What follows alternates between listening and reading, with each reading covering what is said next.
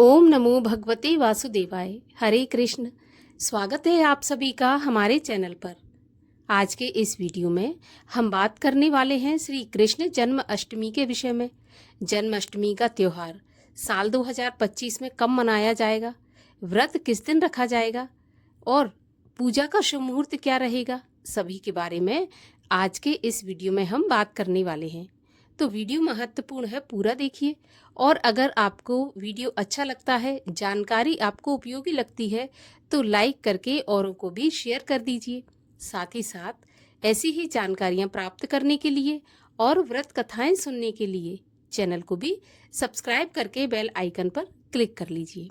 तो चलिए अब हम शुरू करते हैं आज का वीडियो। तो देखिए, सबसे पहले तो आपको ये बता दूं कि इस बार जन्माष्टमी का त्योहार 2 दिन मनाया जाएगा। दोनों ही दिन बहुत शुभ हैं। 15 अगस्त को भी मनाया जाएगा और 16 अगस्त को भी मनाया जाएगा। ऐसा नहीं है कि 15 अगस्त को जो भी भक्तगण व्रत रखेंगे या जन्म उत्सव मनाएंगे तो वो सही नहीं होगा, या 16 को सही होगा या 15 को। दोनों ही दिन सही हैं, लेकिन जो वैष्णव जन हैं उनको 16 अगस्त को ही मनाना होगा, क्योंकि जो वैष्णव जन होते हैं वो हमेशा उदय तिथि के अनुसार ही चलते हैं। इस बार 16 अगस्त को उदय तिथि में जन्माष्टमी मिल तो रही है, लेकिन जो जन्म उत्सव, जैसा कि मान्यता है कि भगवान का जन्म रात्रि 12 बजे हुआ था, तो 12 बजे तक अष्टमी तिथि हमें 16 अगस्त को प्राप्त नहीं हो रही है। तो जो भक्तगण रात्रि 12 बजे जन्म उत्सव मनाना चाहते हैं, भगवान श्री कृष्ण का जन्म कराना चाहते हैं, उन्हें 15 अगस्त के दिन जन्माष्टमी मनाना चाहिए। क्योंकि 15 अगस्त को हमें मध्य रात्रि में अष्टमी तिथि प्राप्त हो रही है, परंतु 16 अगस्त को प्राप्त नहीं हो रही। 16 अगस्त को उदय तिथि के अनुसार हमें अष्टमी तिथि प्राप्त हो रही है। और ऐसा माना जाता है कि अगर कोई भी तिथि उदया में हमें प्राप्त हो रही है और हम उसका व्रत रखना चाहते हैं तो फिर वो पूरे दिन मान्य मानी जाती है। तो आप 16 को भी रख सकते हैं और 15 को भी रख सकते हैं।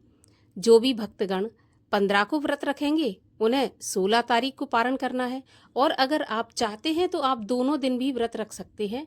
फलाहार से रख सकते हैं, आप जल आहार से रख सकते हैं, जैसे आप रखना चाहें। और अगर आप में सामर्थ्य नहीं है तो आप बिना व्रत के भी भगवान श्री कृष्ण का पूजन कर सकते हैं। इसमें कोई ऐसी बाध्यता नहीं है कि व्रत रखना ही है, ठीक है ना। तो 2 दिन प्राप्त हो रही है तो आप 2 में से किसी भी दिन कर लें। अब जो स्मार्त जन है वो तो 15 को कर सकते हैं, लेकिन जो वैष्णव जन है उन्हें 16 तारीख को ही जन्माष्टमी का त्योहार मनाना चाहिए। और जहाँ तक है, इस्कॉन मंदिर में भी 16 तारीख को ही कृष्ण जी का जन्म उत्सव मनाया जाएगा। तो वैष्णव जनों के लिए 16 अगस्त को ही व्रत रखना है। अब एक चीज आती है कि हमारी माता या बहनें कहती हैं कि जो हल षष्ठी का व्रत रखती हैं महिलाएं, उन्हें कृष्ण जन्म अष्टमी का व्रत नहीं रखना चाहिए। तो भाई ऐसा नहीं है।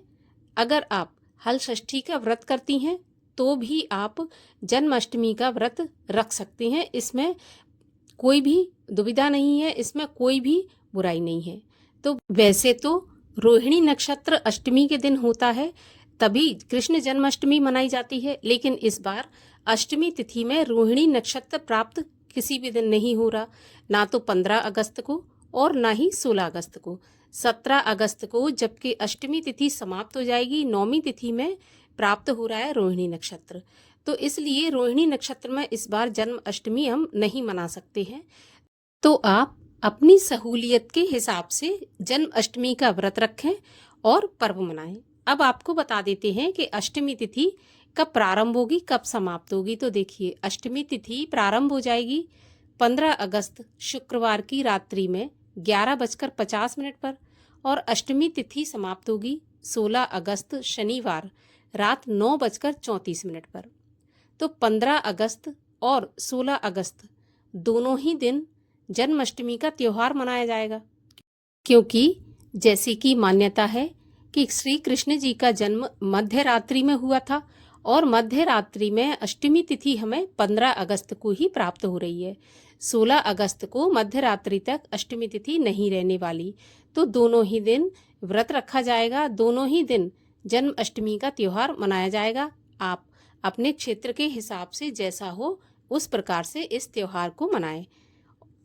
पूजा का शुभ मुहूर्त जो हमें प्राप्त हो रहा है निशित काल में, वो 15 अगस्त शुक्रवार को रात्रि में 12:04 से 12:47 तक प्राप्त हो रहा है। तो यदि आप 15 अगस्त को व्रत रखते हैं तो रात्रि में आप व्रत खोल सकते हैं। और बहुत से भक्तगण सुबह प्रातः काल में सूर्योदय के बाद व्रत खोलते हैं। तो जैसा आप नियम पालन करते आए हैं उसी प्रकार से अभी भी नियम पालन करें। आशा करती हूँ जानकारी आपको अच्छी लगी होगी, उपयोगी होगी। अगर आपको उपयोगी लगी हो तो औरों को भी शेयर कर दीजिए और व्रत कथा सुनने के लिए चैनल को भी सब्सक्राइब कर लीजिए। अब हम मिलते हैं अगले वीडियो में, तब तक के लिए हरे कृष्ण।